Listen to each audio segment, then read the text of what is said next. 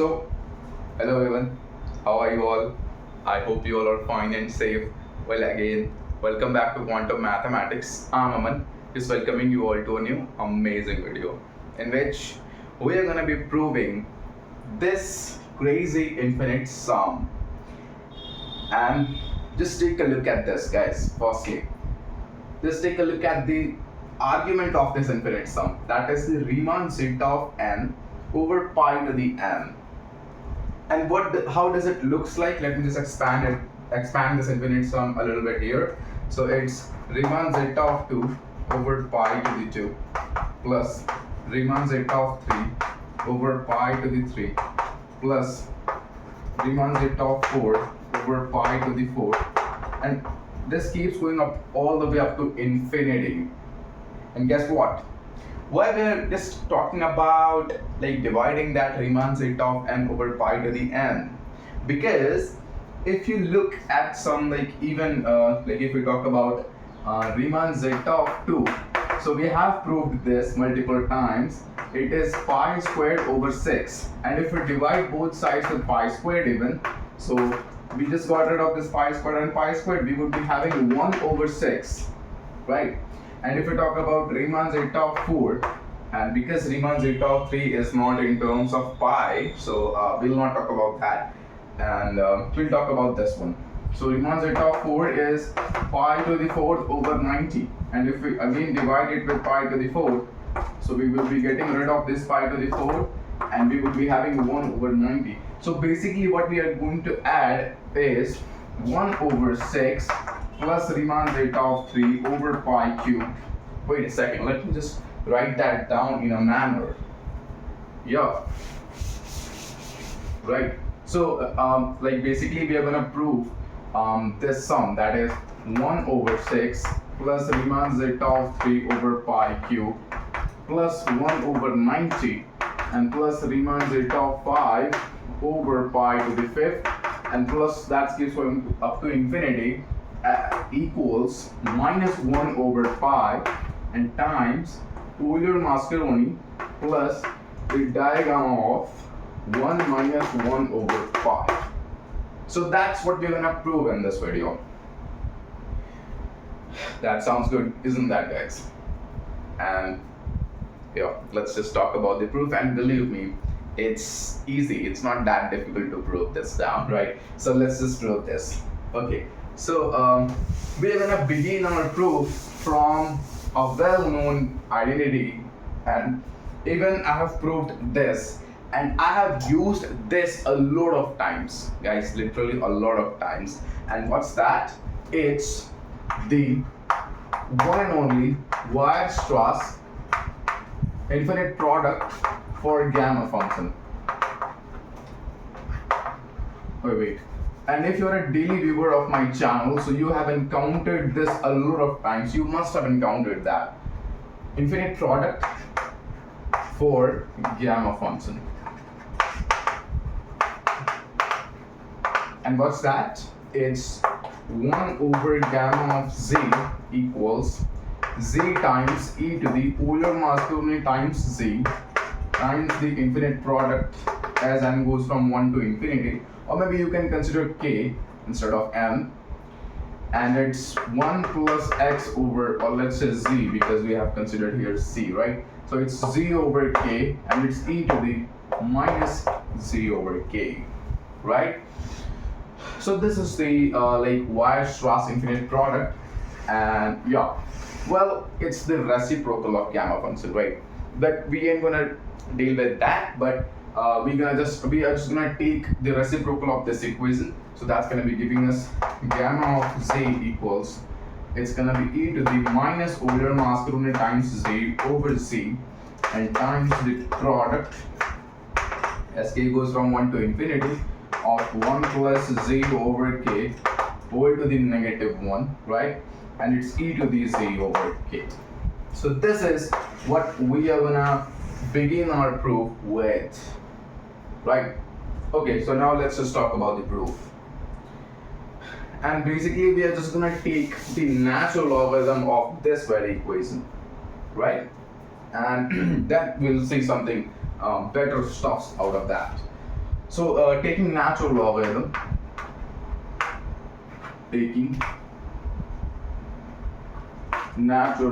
actually. So that's going to be giving us natural logarithm of gamma of x, z actually, I'm sorry, and equals natural logarithm of this right hand side part, which is e to the minus Euler-Masconi times z over z and times the infinite product as k goes from 1 to infinity of 1 plus z over k whole to the negative 1 e to the z over k. So yeah, we have to take the natural logarithm of that part. So basically that's going to be giving us natural logarithm of e to the minus Euler-Masconi times z minus natural logarithm of z, right? And plus the natural logarithm of this infinite sum, and that's going to be giving us this sum as k goes from 1 to infinity of natural logarithm of the argument of this product. So basically taking the natural logarithm of the argument would be giving us natural logarithm of 1 plus z over k whole to the negative 1 plus natural logarithm of e whole to the z over k, right? And yeah, I just explained you a lot of things here. I'm gonna write those things down here. So it's natural logarithm of gamma of, while I'm playing with x only, I should be considering z instead. And it's natural logarithm of e to the Euler-Masconi times z, actually negative, and minus natural logarithm of z, right? And plus this sum is gonna be like this product is gonna be converted into infinite sum, and yeah, it's natural logarithm of 1 plus z over k whole to the negative 1 plus natural logarithm of e to the z over k, right? So yeah, that all the stuffs we are having so far. And now we know that natural logarithm of e to the something power, it's just that power, because natural logarithm of e is 1 and this power would be in front, right? So basically we would be having minus Euler-Masconi times z here, and here we would be having z over k, and here we would be having negative 1 in front and times the natural logarithm of 1 plus z over k, right? Okay, so let's just talk about this. So yeah, this is interesting, and you know what?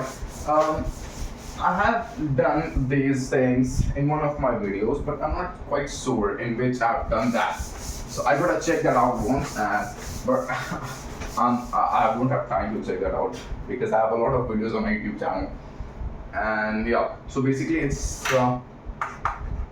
natural logarithm of gamma of z equals, it's minus Euler-Masconi times z minus natural logarithm of z, and then plus this sum as k goes from 1 to infinity of minus natural logarithm of 1 plus z over k and plus z over k, right? And yeah, we are done with that. And now we're gonna be introducing some Maclaurin series. Maclaurin series here. We know that natural logarithm of 1 plus x is the sum as n goes from 1 to infinity of negative 1 to the n plus 1, right? And it's x to the n over n, right? So for our case, we have x equals z over k. So it's natural logarithm of 1 plus z over k equals, it's gonna be minus this sum, because I have taken out like this minus, actually this is written as negative 1 to the n times negative 1. So I have just taken out that negative 1 factored in front of this sum, and we would be having this negative 1 to the n here, and it's z over k whole to the n over n. So now what we're going to do is, let's just plug this back over here, right? And yeah, we would be having some sort of double sum, but yeah, we are having some, wait, let's just check this out.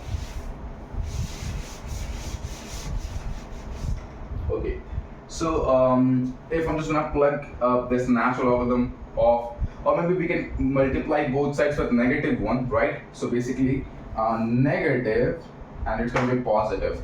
So this negative natural logarithm of 1 plus z over k, it's gonna be the positive sum of this, like positive sum, this thing.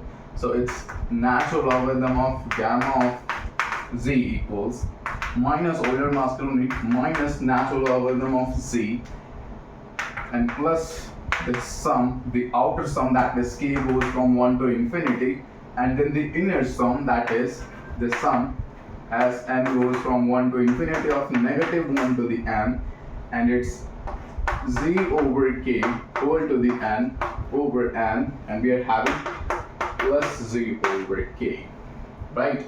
And if we expand this, like if we write the first term of the inner sum, so that's going to be giving us negative z over k. Yes, like check this out. When n is 1, so it's negative, right? And it's z over k, and it's 1. So basically it's negative z over k. So it's natural logarithm of gamma of z equals minus Euler-Masculine times z minus natural logarithm of z, and plus this sum as like k goes from 1 to infinity, and it's minus z over k, and plus this sum as n goes from 2, because we have written the first term of this infinite sum. So it's -1 to the n, and it's z over k whole to the n over n, and we are having plus z over k as well.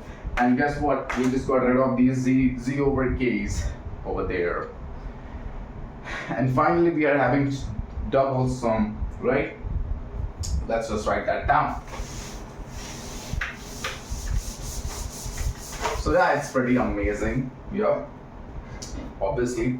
So we are having natural logarithm of gamma of z equals minus Euler-Masculine times z minus natural logarithm of z, and plus this sum as k goes from 1 to infinity and n goes from 1 to infinity as well. We are having -1 to the n, and we are having z to the k. Z to the n, I'm sorry. And we are having n times k to the n. Okay. And now I'm just gonna do some sort of separation over like that in like two infinite sums, that is double sum over there. And what that separation looks like, you will get to know in this step. Copying all the stuffs. Wait, don't copy wrong thing. And it's plus the sum. Wait, it's n2, right? So n is going from 2 to infinity of -1 to the n, and it's z to the n over n, and times the sum that k goes from 1 to infinity of 1 over its k to the n. I've just combined this one and this one, right? And so far we are having the same stuffs. Okay, and why I did that, because we know the definition of the Riemann Zeta function, and that is, this is Riemann Zeta of n, right? So that's why in order to incarnate the Riemann Zeta of n, I just did this thing actually over there. And now we are having some sort of an equation in which we are having natural logarithm of gamma of z and an infinite sum in like Riemann Zeta function. So it's wait, relax. And we are having plus this sum as n goes from 2 to infinity of -1 to the n, z to the n, and Riemann Zeta of n over n. Okay, so we are having that much amount of things so far. And now, what we're gonna do here is, wait, we can add both sides. We can add, like, what I'm talking about is, we can add both sides with these two terms, right? So we would be having just like this sum on the right hand side, and then our next step is gonna be a wild step. Not wild, but yeah, it's gonna be interesting. Okay, so yeah, we are close actually. We just need to take a basic help of calculus, and now adding both sides with Euler mass Coulomb times z and natural logarithm of z. So it's natural logarithm of gamma of z plus Euler mass Coulomb times z and plus natural logarithm of z equals this infinite sum, that is n goes from 2 to infinity of negative 1 to the n, z to the n over n, and it's Riemann Zeta of n. Okay, and now we have natural logarithm of gamma of z plus natural logarithm of z, so that can be written as natural logarithm of z times gamma of z. Isn't that, guys? And plus Euler mass Coulomb times z equals the sum as n goes from 2 to infinity of negative 1 to the n and z to the n over n, and it's Riemann Zeta of n. And this can be written as gamma of 1 plus z, because we know that z times gamma z is gamma of 1 plus z. So it's natural logarithm of gamma of 1 plus z plus Euler mass Coulomb times z equals this sum as n goes from 2 to infinity of negative 1 to the n, z to the n over n, and it's Riemann Zeta of n. And now here comes the wild part actually. And let me just get rid of these things, and then we will be using that wild step. Actually performing, not using. And the wild step is differentiating both sides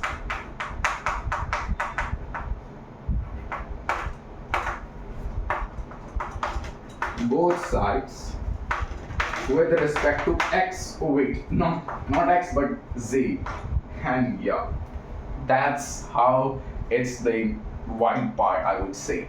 So differentiating, so basically d over dz, and it's gamma of natural logarithm actually. Natural logarithm of gamma of 1 plus z, right? And plus Euler mass Coulomb times z, right? Equals, taking the derivative of that infinite sum as well, z to the n over n, and it's Riemann Zeta of n. Okay, so taking the derivative of the natural logarithm of gamma of 1 plus z, h is gamma prime of 1 plus z over gamma of 1 plus z, right? So it's gamma prime of 1 plus z over gamma of 1 plus z. And the derivative of Euler mass Coulomb times z, since Euler mass Coulomb is a constant, so, and the derivative of z is just 1, so it's Euler mass Coulomb, right? And if we talk about the right hand side, if we take the derivative, so taking the derivative of z to the n, it's n times z to the n minus 1. So we are having as n goes from 2 to infinity, and it's negative 1 to the n times z to the n minus 1 over n, and it's Riemann Zeta of n.